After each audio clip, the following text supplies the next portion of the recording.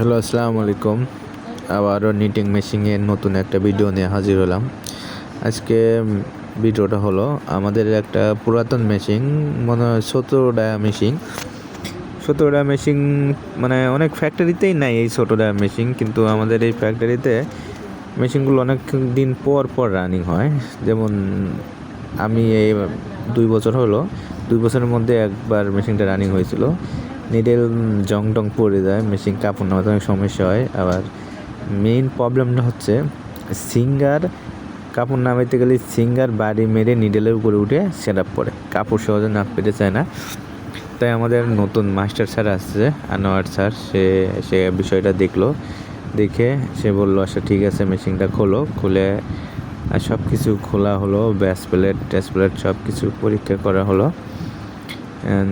দেখে সমস্যা সমাধান করার জন্য সব কিছু খোলা হয়েছে। আমাদের আনোয়ার স্যার অনেক দক্ষ একটা মাস্টার, সে বিদেশ থেকে অনেক কাজ করে আসছে, বিদেশে মাস্টারি করছে।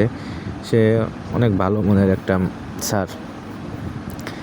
সে আমাদের সবাইকে কাজের সহায়তা করে এবং সুন্দর সুন্দর কথা বলে।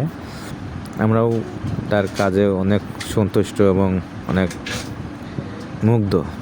সে আমাদেরকে যেসব পরামর্শ দেয় আমরা তাদের সেই পরামর্শ অনুযায়ী কাজ করি। সে আজকে মেশিনটা খোলার জন্য আমাদের বলছে, আমরা সবাই খুলে সমস্যা ধরা হলো যে সিঙ্গারের যে গ্যাপটা আছে, সিঙ্গার সেখানে কাজ করবে।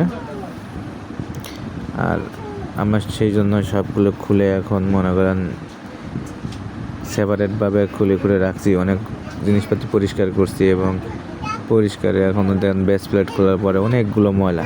আজকে আর এই মেশিনটা রানিং হবে না, মেশিনটা সব কিছু পরিষ্কার করে রাখা হবে।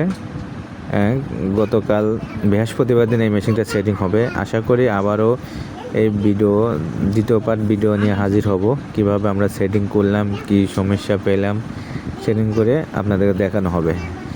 আল্লাহ হাফেজ, ভালো থাকবেন। ভিডিওটা ভালো লাগলে অবশ্যই লাইক শেয়ার করে পাশে থাকবেন। ধন্যবাদ সবাইকে।